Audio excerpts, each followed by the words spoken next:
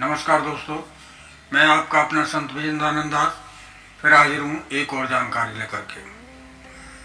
दोस्तों, हमें अपने इस YouTube परिवार में से श्री पुरुषोत्तम यादव जी ने पूछा था कि गुरुजी, विटामिन डी और पोटेशियम की कमी पूरी कैसे करें, इसके बारे में एक वीडियो बनाइए। तो आज मैं इसी पे चर्चा कर रहा हूँ। तो चर्चा करने से पहले मैं आपसे एक अनुरोध करना चाहता हूँ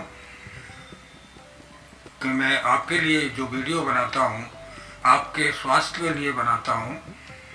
मेरा अपना इसमें कोई हित नहीं है। तो आप वीडियो अवश्य देखा करें, पूरी देखा करें और लाइक कमेंट शेयर किया करें। और जो पहली बार आते हैं वो चैनल को सब्सक्राइब भी कर लिया करें, तो उन्हें सबसे पहले वीडियो मिल जाएगी। तो दोस्तों, अब चलते हैं वीडियो की तरफ। उनके बच्चे को हुआ था ये विटामिन डी की कमी बताई गई डॉक्टर के द्वारा और पोटेशियम की कमी बताई गई। उससे उनका कमर के नीचे का हिस्सा बिल्कुल काम करना बंद कर गया।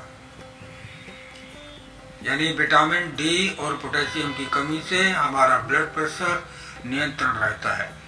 विटामिन डी से हमारी हड्डियां मजबूत रहती हैं और रक्त में अगर ये कम हो जाता है तो हमारे अंगों में सुन्नापन होता है, झंझनाहट होती है और कहने का मतलब यह है रक्त गाढ़ा हो जाता है।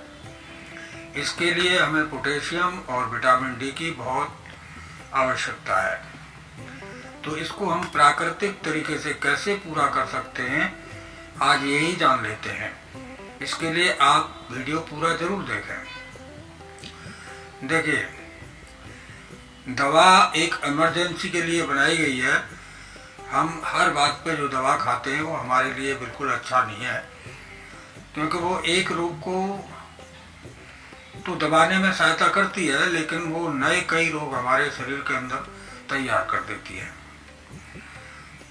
तो इस वजह से हम दवा कम खाएं तो अच्छा है और इमरजेंसी में हमें अवश्य लेनी चाहिए। तो इसको हम पूरा कैसे कर सकते हैं, बहुत छोटी सी बात है, लेकिन हम उस पर गौर नहीं करते। जैसे हम दूध पीते हैं, पनीर खाते हैं, इससे भी पूरा होता है विटामिन डी। लेकिन दोस्तों, क्या आप जानते हैं कि दुनिया में कोई भी जीव मनुष्य के अलावा माँ का दूध छोड़ करके दूध और दूध के बने प्रोडक्ट कोई नहीं लेता, लेकिन फिर भी मनुष्य से बहुत बहुत ज़्यादा ताकतवर इस प्रकृति में पाए जाते हैं। तो सोचना यह है कि वो उनकी पूर्ति कैसे होती होगी।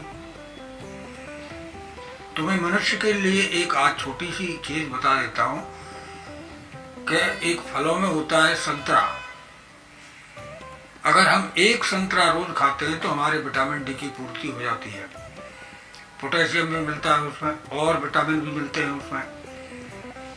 सिर्फ एक संतरा खाना है। और भी बहुत सारे फलों में है, लेकिन सबसे ज्यादा संतरा में पाया जाता है विटामिन डी। और प्रकृति में देखा जाए तो अगर हम नंगे बदन 1 घंटे सुबह की धूप में बैठ लेते हैं तो विटामिन डी की पूर्ति हो जाती है। आजकल हमारा नेचर ऐसा हो गया है, घर में एसी में, गाड़ी में एसी में, ऑफिस में एसी में, तो हमें धूप तो मिलती ही नहीं। और अक्सर करके लोगों को ये प्रॉब्लम है कि हमारा शरीर में सुन्नापन होता है, हमारे शरीर में दर्द होता है, अनेक प्रकार की परेशानियां आती हैं। ब्लड प्रेशर होता है, ब्लड प्रेशर बढ़ता है या घटता है। अब पोटेशियम के लिए सबसे अच्छा स्रोत आपको सबसे सस्ता और 12 महीने मिलने वाला केला मिल जाता है, नारियल पानी मिल जाता है, क्योंकि एक पोटेशियम एक इलेक्ट्रोलाइट है, हमारे रक्त संचार को नियमित करने का ये काम करता है। तो अगर हम ये चीजें लेते रहें प्रकृति से तो हमारी ये समस्याएं गारंटी के साथ दूर होंगी। थोड़ा समय लगेगा, क्योंकि ये दवाई नहीं है, ये हमारा खाना है और खाने को ही हमें दवाई बनानी है। लेकिन वो स्थायी रूप से लाभ देगा। दवाइयाँ हमें स्थायी रूप से लाभ नहीं देती। अगर देती तो ब्लड प्रेशर की दवाइयाँ आजीवन क्यों चलती हैं, क्यों बंद नहीं होती? उसके बाद में हमें हार्ट की बीमारियाँ बनती हैं, उसी के कारण बनती हैं, किडनी की बीमारियाँ बनती हैं, उसी के कारण बनती हैं।